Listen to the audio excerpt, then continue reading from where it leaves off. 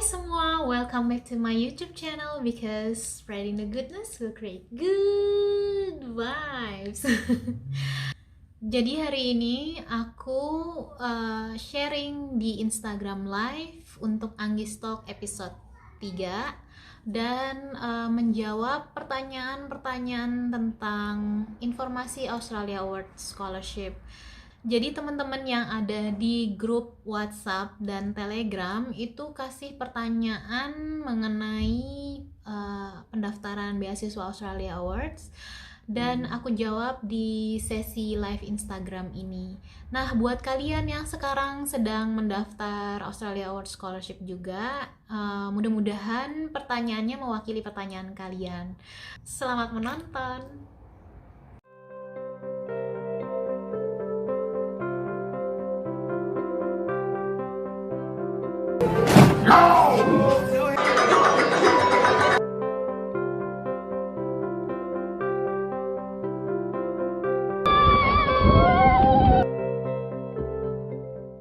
Terus pertanyaan ketiga, buat temen-temen yang belum kasih pertanyaan ke aku, karena ini kan pertanyaannya udah ada dari Telegram dan WhatsApp grup, jadi teman-teman bisa langsung tulis aja di sini, nanti aku bantu jawabin ya.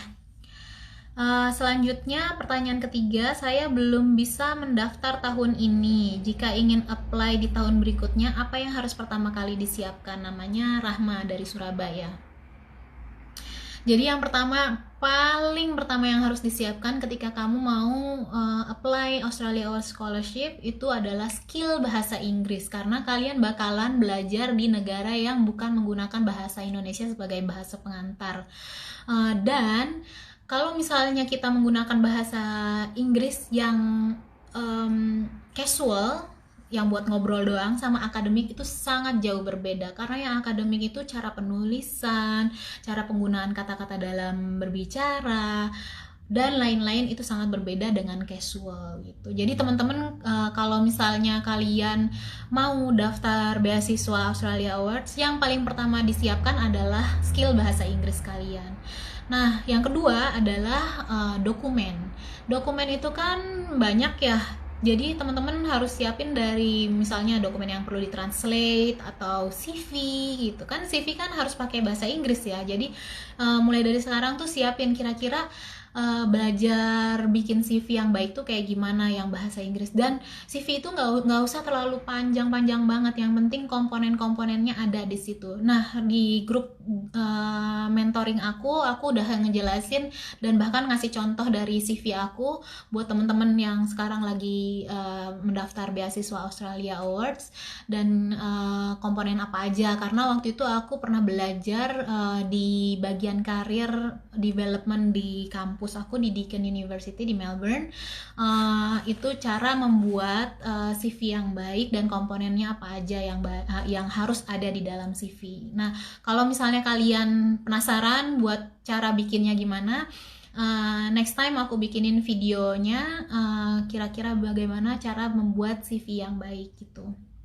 Selain itu, yang perlu dipersiapkan adalah familiarize atau memperkenalkan diri kalian dengan OASIS ya. OASIS form itu kayak gimana sih? Apa sih OASIS itu? Jadi banyak banget informasi tentang cara menulis atau mengisi OASIS form untuk aplikasi Australia Awards Scholarship. Jadi teman-teman mulai dari sekarang cari, karena kalau misalnya kalian masih sekolah atau masih S1 itu bagus banget karena waktunya lebih banyak buat kalian persiapkan, jadi kayak curi start gitu, daripada teman-teman yang sekarang udah pengen daftar tapi baru alertnya sekitar 2 bulan atau bahkan sebulan sebelumnya. Karena ketika kita daftarnya atau masukin aplikasinya terburu-buru mendekati deadline, itu tuh banyak banget yang daftar, jadi bisa aja kemungkinan websitenya crash tuh besar banget. Dan kemarin tuh aku habis ngobrol sama temen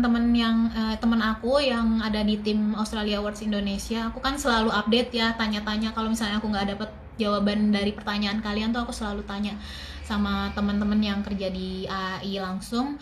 Dan ya mereka bilang kalau setiap weekend itu ada maintenance, pemeliharaan website. Jadi makanya aku bilang kan ini teman-teman yang di mentoring group di WhatsApp dan Telegram tuh bilang kalau Oasis website lagi nggak bisa diakses gitu. Jadi katanya lagi ada pemeliharaan, soon bakalan dibuka lagi. Yang penting kalian siap-siapin aja tuh jawabin form dari Oasisnya. Aku sambil minum ya. Selamat datang buat teman-teman yang lainnya yang baru pada join. Suci, Anggi, Agung, Fajaru, Yuli. Oh, ada Dana. Hai Dana. Burhan, Kyudam Flower, Sony, Santi, Wan Masita, Santi Natalia, Erna Ardi, Nova Ersaria, Sony, Mauris, Widi, Miss Widi, Trisna, Marlinda, Indrawati, dan lain-lain. Aduh, banyak banget, aku nggak bisa sebutin semuanya teman-teman. Oh ya, aku mau kasih informasi nih. Jadi Miss Widi ini yang namanya Widiasa, ini Miss aku dulu yang ngajarin IELTS. Nah, Miss Widi ini baik banget mau kasih waktunya untuk kasih IELTS, intensive IELTS preparation. Kita udah bikin sesi 1 tentang IELTS general IELTS sama listening session. Nanti yang sesi keduanya itu tentang reading. Nah, kasih tahu ke aku kalau kalian pengen ikutan di Zoom minggu depan hari Rabu tanggal 10 Juni. Mudah-mudahan benar ya, tanggal 10 Juni. Soalnya crash banget ya, aku banyak acara. Terus kalau misalnya kalian mau join, bilang aja di sini, nanti aku kasih link Zoom-nya. Kalian setuju nggak sih? Karena aku baru hari ini kepikiran, kan aku baru aja ulang tahun, kenapa enggak Zoom untuk belajar IELTS reading minggu depan ini aku gratisin aja, maksudnya tanpa daftar, langsung dikasih link Zoom-nya biar kalian bisa langsung akses link Zoom-nya tanpa pendaftaran gitu. Gimana menurut kalian sebagai hadiah dari ulang tahun aku minggu ini gitu aja. Kasih tahu ya pendapat kalian gimana. Terus lanjut ya, pertanyaan nomor 4. Ini udah hampir setengah jam. Wow, cepat sekali waktu berlalu. Nomor 4 pertanyaannya dari Leo dari Nusa Tenggara Timur. Bagaimana peluang jika melamar S2 AAS namun yang bersangkutan sudah memiliki gelar S2 dalam negeri? Apakah sama peluangnya ataukah sangat kecil kemungkinannya untuk lulus? Dan apakah ada pengalaman kolega award di AAS untuk kasus yang sama? Jadi menurut aku ya,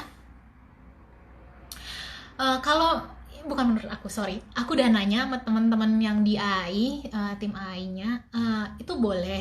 Jadi kalian hitungannya double degree itu bisa sudah mempunyai S2 di Indonesia lalu mendaftar S2 di Australia Award Scholarship.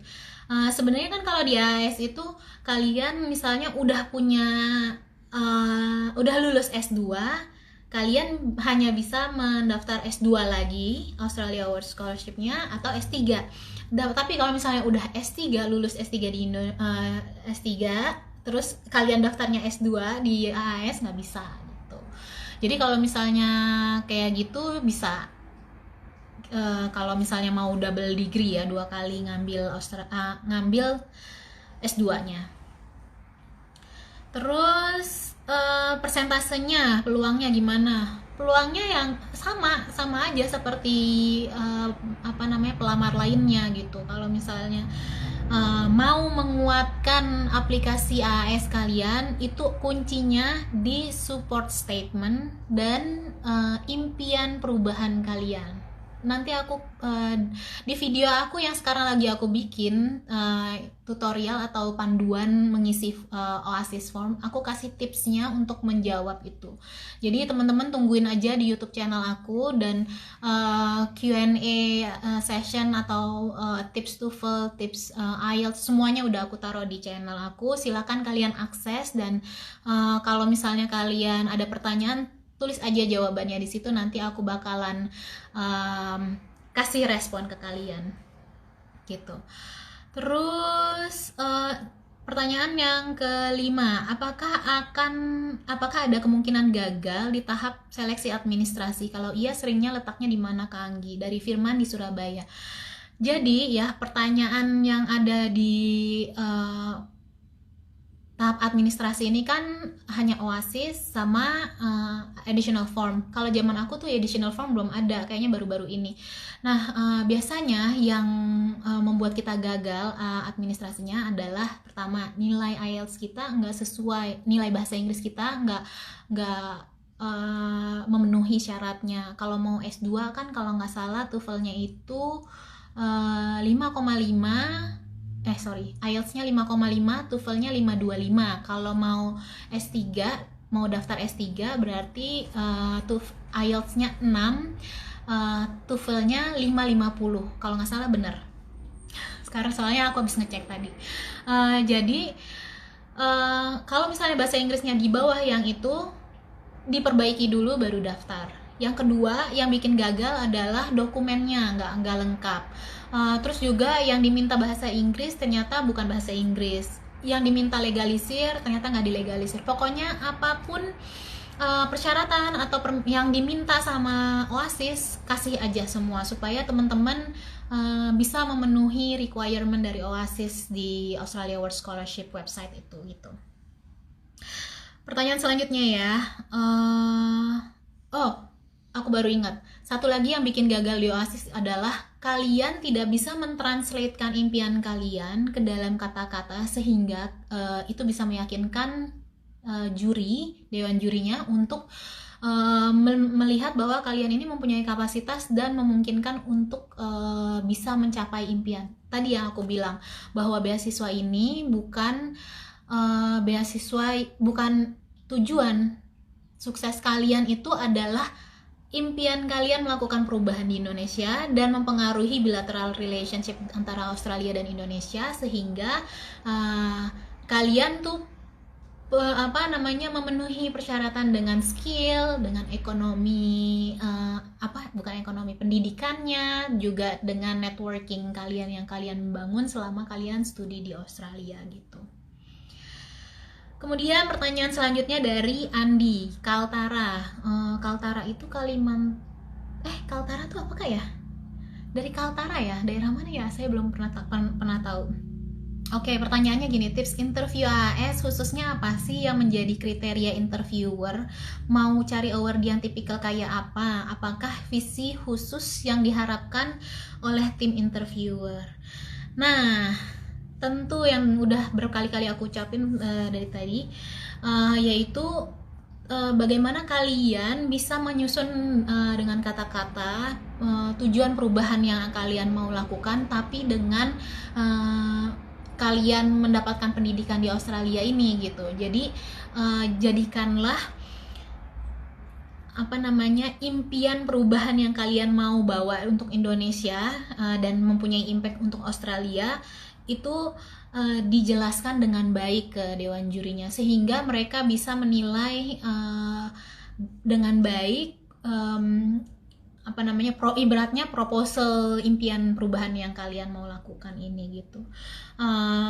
Terus kriterianya apa?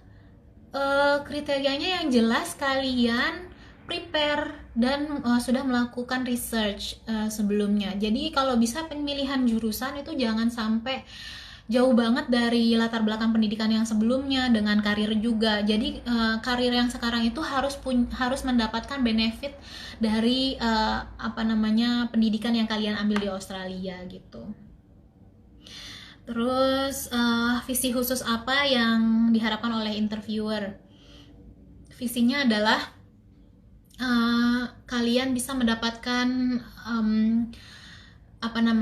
bisa mencapai impian kalian, yaitu melakukan perubahan yang besar ya dalam menjawab isu-isu yang ada di Indonesia yang bisa memberikan benefit untuk orang banyak. Jadi bukan cuman buat kalian aja gitu. Pendidikan ini tuh diberikan karena kalian akan melakukan perubahan itu gitu. Lagi-lagi beasiswa itu bukan tujuan kesuksesan kita, tapi tujuan kesuksesan kita itu beyond that gitu, jauh lebih besar dari itu gitu. Nah, itulah tadi pertanyaan-pertanyaan di sesi Q&A Anggis Talk episode 3 mengenai informasi Australia Award Scholarship. Buat kalian yang masih ada pertanyaan dan masih bingung sama persoalan AAS, teman-teman bisa kasih di komen di bawah ini. Dan kalau menurut kalian video ini bermanfaat, silakan like, comment, share, dan subscribe. Sampai ketemu di video-video selanjutnya. Bye.